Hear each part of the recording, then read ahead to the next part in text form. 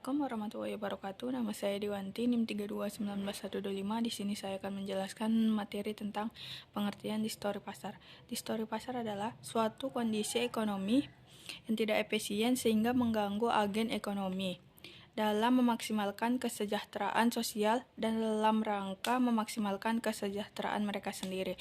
Distori pasar juga dapat diartikan sebagai suatu kondisi ekonomi yang mengalami penurunan ekonomi yang diakibatkan oleh tindakan pihak-pihak tertentu dan menghambat penjualan untuk mendapatkan keuntungan bagi mereka, namun mengakibatkan kerugian bagi banyak pihak. Sekian. Baik, Assalamualaikum warahmatullahi wabarakatuh. Perkenalkan, nama saya Putri Rahmadani, NIM 3219126. Di sini saya akan menyampaikan poin B, yang mana yaitu rekayasa penawaran dan rekayasa permintaan. Yang pertama yaitu bai najasi adalah sebuah praktek dagang di mana seseorang berpura-pura menawar barang yang didagangkan dengan maksud hanya untuk menaikkan harga, agar orang lain bersedia membeli dengan harga itu. Contohnya, biasanya yang mengadakan pelelangan bekerja sama dengan beberapa peserta pelelangan, di mana mereka menawar terhadap barang yang dilelang. Dengan kata lain, untuk menaikkan harga barang yang dilelang tersebut. Yang kedua, ihtikar, yaitu melakukan penimbunan barang dengan tujuan spekulasi, sehingga ia mendapatkan keuntungan besar di atas keuntungan normal. Atau dia menjual hanya sedikit barang untuk mendapatkan harga yang lebih tinggi, sehingga mendapatkan keuntungan di atas keuntungan normal. Yang ketiga, talaki rukban, ialah kegiatan pedagang dengan cara menghalangi pedagang desa yang membawa barang dagangan di jalan sebelum masuk ke pasar. Mungkin sekian dari saya tutup dengan Assalamualaikum warahmatullahi wabarakatuh. Assalamualaikum warahmatullahi wabarakatuh. Baiklah, saya Salsa Altami, NIM 3299129 akan menerangkan tentang distorsi pasar permintaan.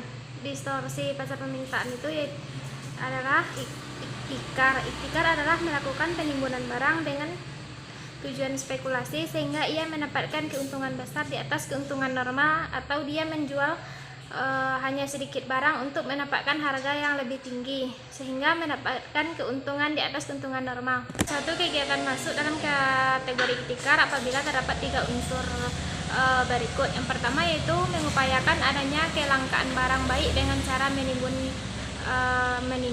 Yang kedua yaitu menjual dengan harga yang lebih tinggi dibandingkan dengan harga sebelum muncul kelangkaan. Selanjutnya yang ketiga yaitu mengambil keuntungan yang lebih tinggi dibandingkan keuntungan sebelum komponen 1 dan komponen 2 dilakukan.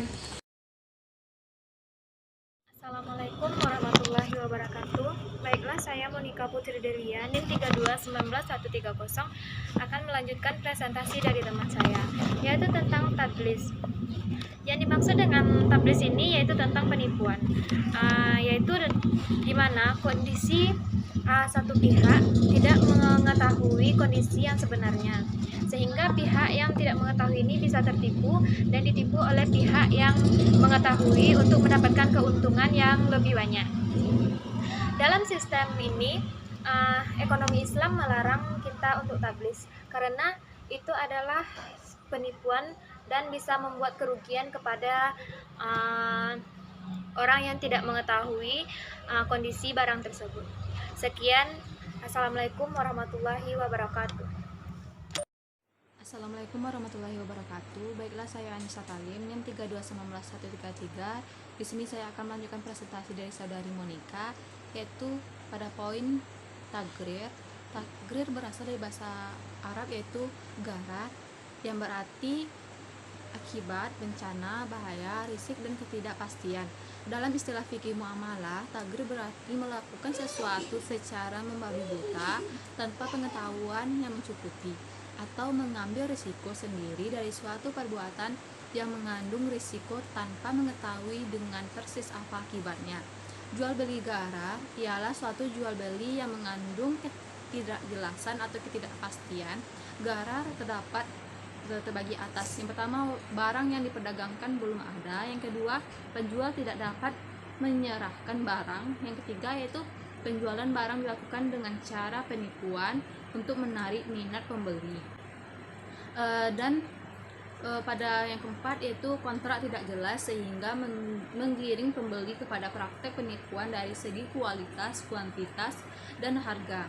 Macam dari tagrir yaitu ada 3. Yang pertama tagrir kuantitas. Tagrir dalam kuantitas seperti contoh ketika penjual membeli seluruh hasil panen mangga pada saat buah mangga belum matang atau masih mentah. Yang kedua itu tagrir kualitas, yaitu contoh dari tagrir kualitas ialah ada seseorang yang menjual anak sapi yang masih belum lahir atau masih di dalam kandungan induknya.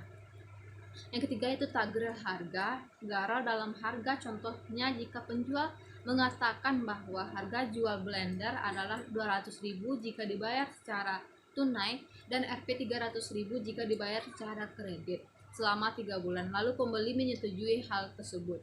Mungkin sedikit dari saya, lebih kurang saya. Assalamualaikum warahmatullahi wabarakatuh. Baiklah, saya Desi Ratnasari, NIM 32191314. Di sini saya akan mempresentasikan tugas dalam mata kuliah Ekonomi Mikro Syariah, yang mana yaitu judulnya tentang distorsi pasar. Di sini saya akan menjelaskan tentang takrir. Takrir ini yaitu berasal dari bahasa Arab yang mana yaitu gharar, yang artinya yaitu bencana, risiko, akibat, serta bahaya.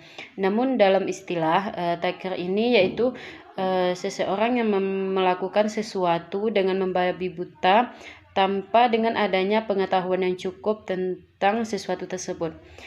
Di sini ada macam-macam takrir, yaitu ada 4. Yang pertama yaitu takrir secara kuantitas. Contohnya yaitu ketika seorang penjual membeli atau memborong seluruh mangga yang masih dalam keadaan belum matang atau mentah. Yang kedua yaitu takrir secara segi kualitas. Contohnya yaitu ketika kita menjual anak sapi yang masih belum lahir atau yang masih dalam kandungan. Yang ketiga yaitu takrir secara harga. Di sini yaitu adanya ketidakpastian harga atau bisa dikenal yaitu dengan terjadinya 2 transaksi dalam satu akad.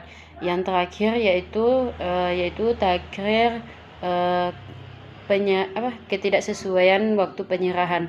Maksud dari sini yaitu adanya transaksi yang mana transaksi tersebut waktu untuk penyerahan barangnya tidak pasti, atau barang yang diperjualbelikan itu tidak kita ketahui keberadaannya di mana.